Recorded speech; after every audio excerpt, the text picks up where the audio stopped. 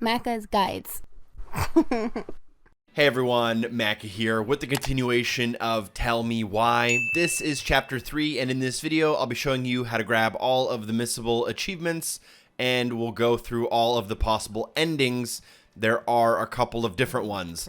Sorry I didn't get this video out on the first day chapter 3 was available. I had to play through this like 10 times to make sure this video was accurate. First off, we'll start with collectible number 1 of 3. When you wake up in Eddie's house, go downstairs and hook around to the left and go inside to find a blue box on the shelf. If you pick up the box and then go into the Book of Goblins and look at the story with the eyeball icon, if you cycle back and forth, you'll eventually realize that this box is coin operated.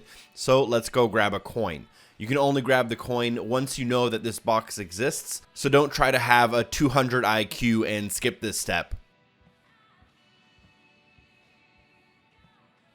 From here, what you'll want to do is go to the kitchen and interact with the folder on the kitchen table to start the quest to grab the ID from your wallet. Here's the file. Just need my ID. Once you looked at that post-it note, you can now walk over to the table to grab your wallet, but instead we are going to grab the coins next to the wallet. So pick up a coin and then leave this screen and go back to Eddie's room and go back to interact with the coin-operated box. This time when you examine it, you'll be able to use the coin to open it, and once you open it, inside will be your first of 3 collectibles. One thing to keep in mind is that there is an achievement for collecting all 13 of the collectibles in the game, which do save between playthroughs, so make sure you have all of them if you want to grab as much as possible by the end of your playthrough.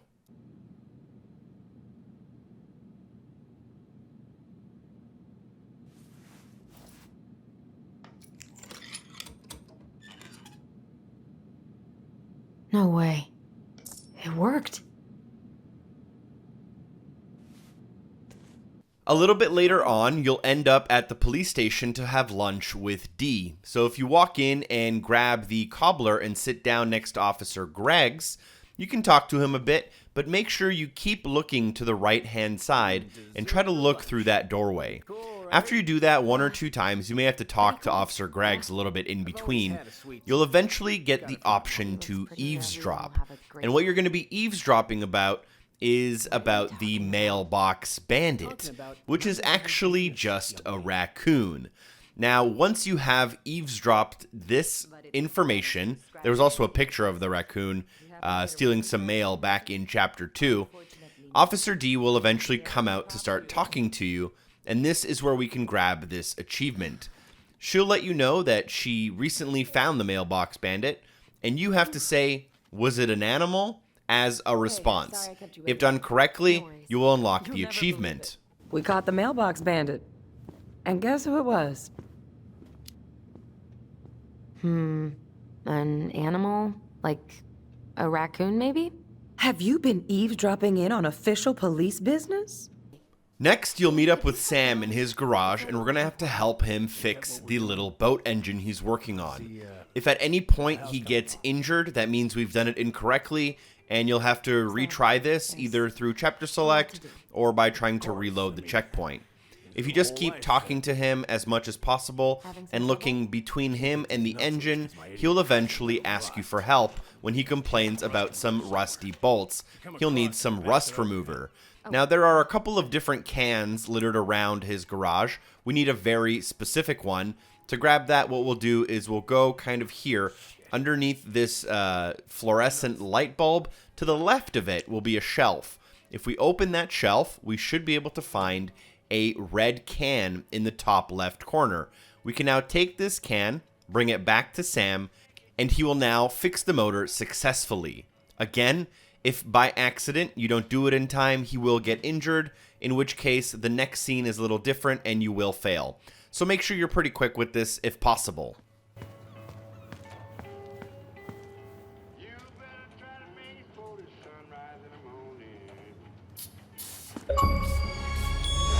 Good.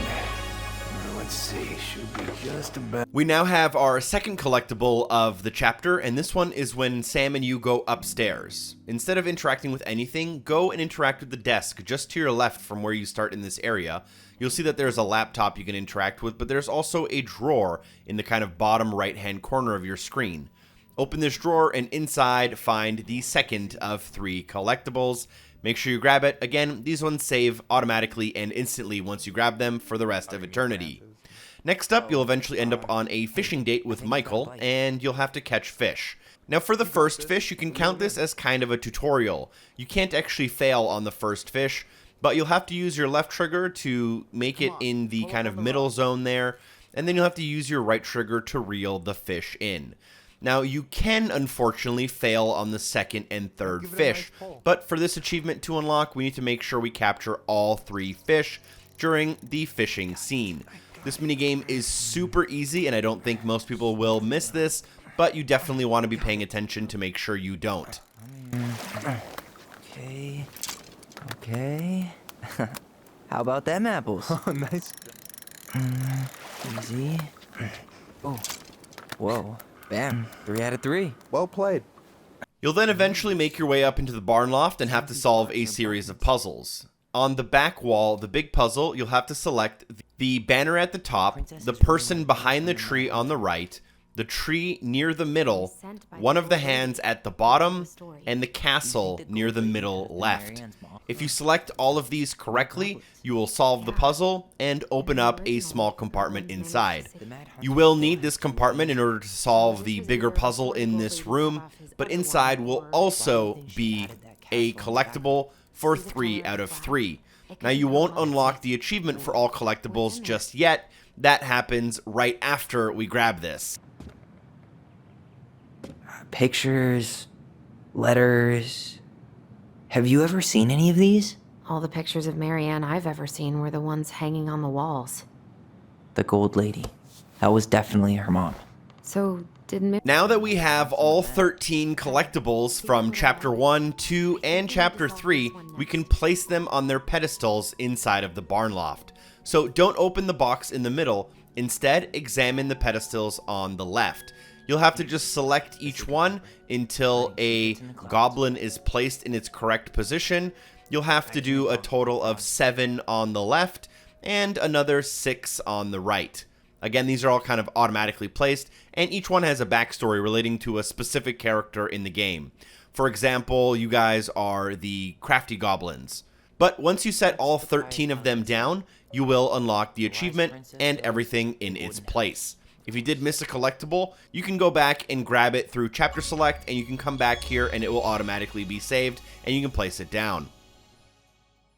Additionally, in the barn loft, we can grab the Princess's Lost Treasure. I've went ahead and opened all 3 of the puzzle boxes, but you don't necessarily need to.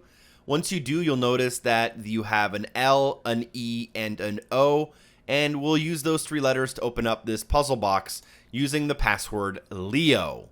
Once you enter that password Leo, you'll open the box and inspect some of the documents and pictures inside, finding out a very important secret in the story, and once you do that, the achievement will unlock. Yes.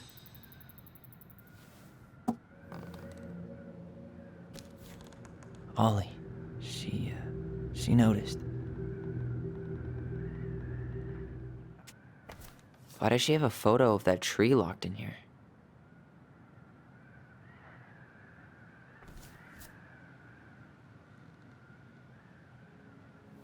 Is that?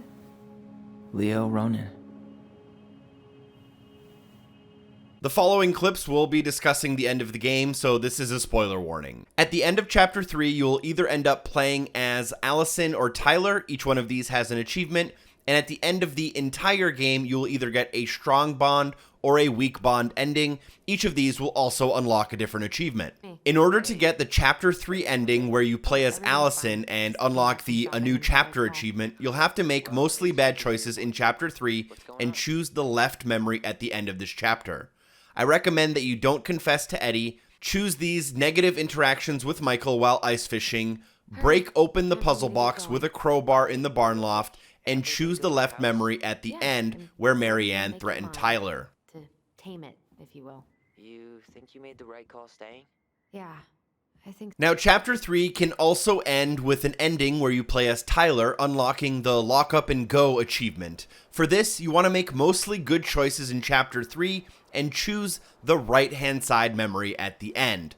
I would recommend confessing the truth to Eddie, kissing Michael during the ice fishing date, solving all 3 puzzles in the barn loft to find the password Leo, and then pick the right memory at the end where Marianne did not threaten Tyler.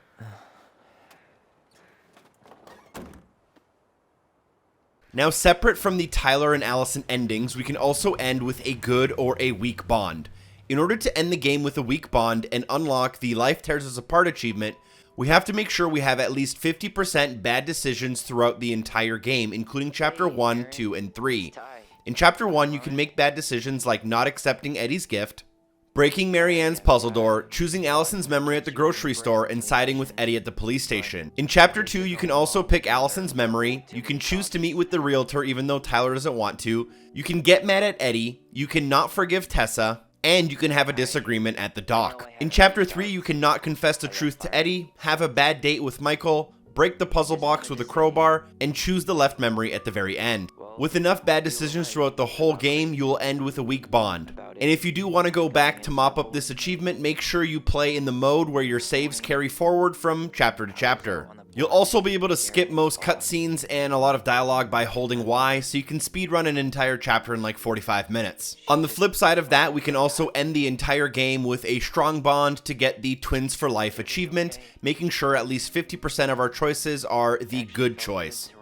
For this, in Chapter 1, you'll want to do things like accept the ring as a gift from Alyson, solve Marianne's puzzle door at the house, choose Tyler's memory at the grocery store, and side with Tyler instead of Eddie at the police station. In Chapter 2, make sure you pick Tyler's memory at the house, refuse the appointment for the house showing, forgive Eddie as Tyler, accept Michael's compliment at the grocery store stockroom, and forgive Tessa at the graveyard. In Chapter 3, you want to do things like confess the truth to Eddie, kiss Michael during your ice fishing date, solve all 3 puzzles in the barn loft to find the password, and pick the right memory at the end where Marianne did not threaten Tyler. With enough good choices, you will end the game with a strong bond between the twins. Thank you so much for watching. Don't forget to drop a like. This video was a lot of work. Don't forget to share it with a friend as well. And a super special thank you to everyone on Patreon for supporting the show. Shout out to Buffy Vins and Elder Ghost. I'll see you soon. Peace.